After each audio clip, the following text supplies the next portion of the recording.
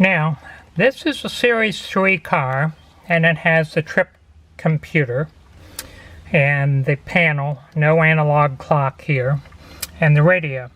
So this has to come out before I can finish getting the dash out, because there are fasteners back behind there.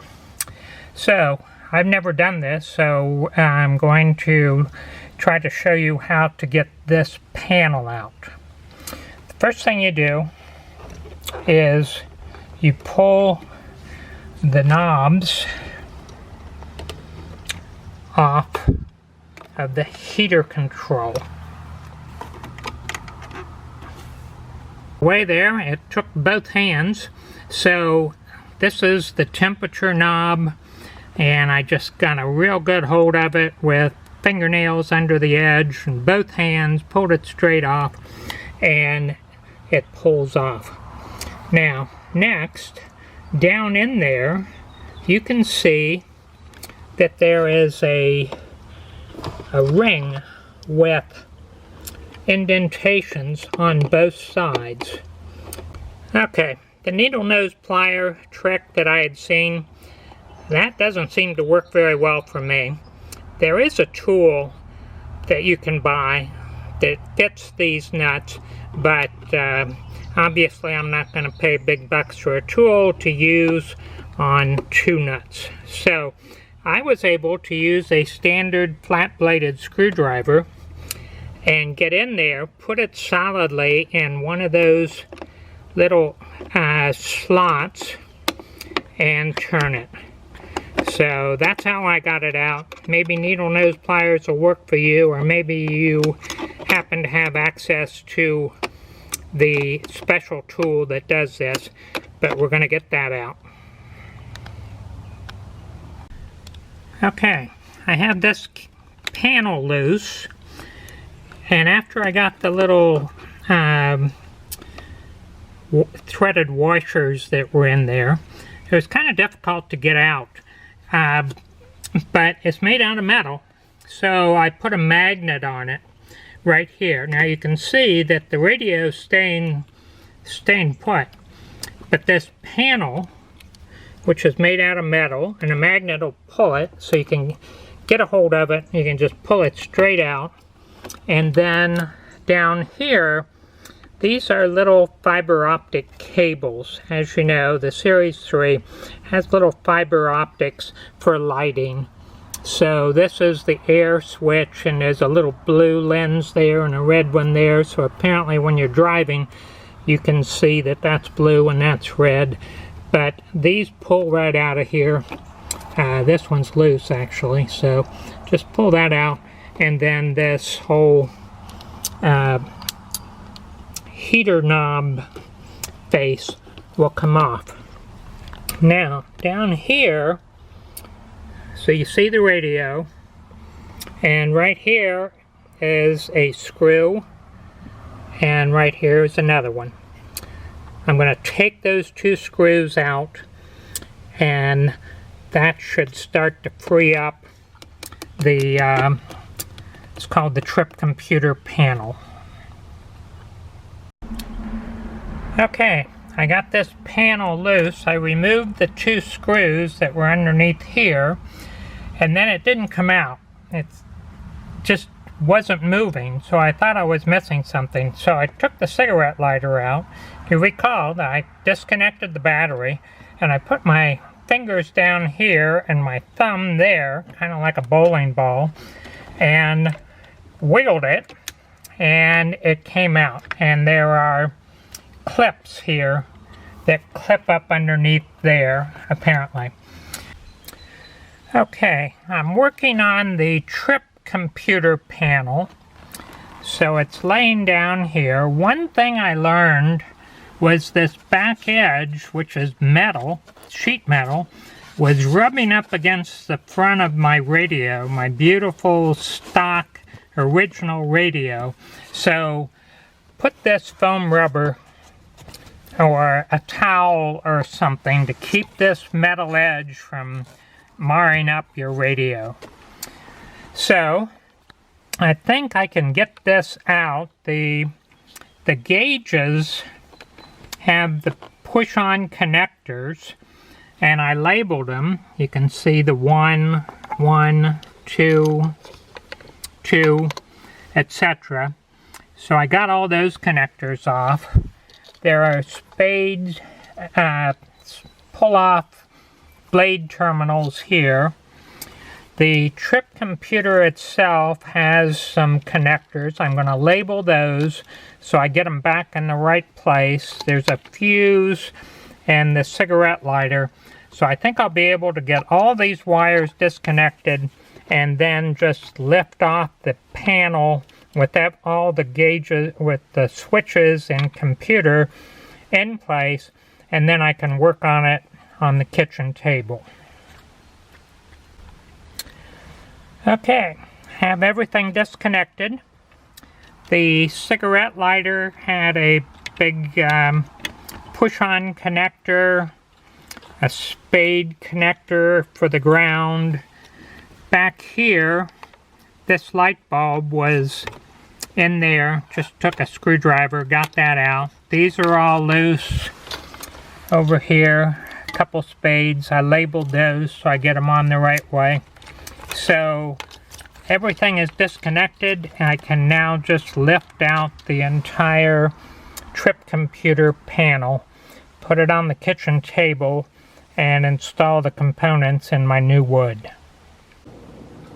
A little earlier I talked to you about the trip computer panel and the shifter console being made out of sheet metal. You can see here that it is in fact a stamped piece of sheet metal and has some sharp edges, and then the veneer is on top. This is a piece of veneer and this is a piece of walnut veneer. Underneath here it's painted black, and down here it's painted black. So this is what the trip computer panel looks like when it comes out. And you can see how much is faded. That's where the leaper was. And underneath that, where it didn't get sunshine, it's much darker. I want to show you how to get the various components out of the trip computer panel. You recall that I labeled everything so I can get everything back in the correct spot. So the most important item is this is the rheostat for adjusting the panel lights. This is the hardest piece to get off. The knob doesn't just pull off. Right down here there's a little pin, a spring-loaded pin. You have to push that in with a sharp object before you can pull the knob off. So don't try to just use a screwdriver to pry it off like a radio knob or like the heater knobs, because it won't come off. So once you get the knob off for the rheostat, you're going to want to remove this nut. And the problem is there's not enough room. You can't get a wrench in there to get a hold of this nut that's holding it together. It's not on there hard, but you just can't get to it. So what you're probably going to need to do is get a thin wrench. This is a little 6-inch crescent wrench I hardly ever used. I took my grinder and ground it down till it's about half as thick as it used to be. And then I could get that in there on that nut and just loosen it, and after that nut is loosened, this part comes off. The relays, or not relays, I'm sorry, the switches, this is for the fuel switch, the dome light switch, etc. They come off. There is a spring-loaded, there's a piece of spring metal right here that you push in. They're on both sides, so you have to push them at the same time. I used a little screwdriver. Once you push those in enough and wiggle it, the switch will come down, goes out the front, goes down through, out the front of the panel.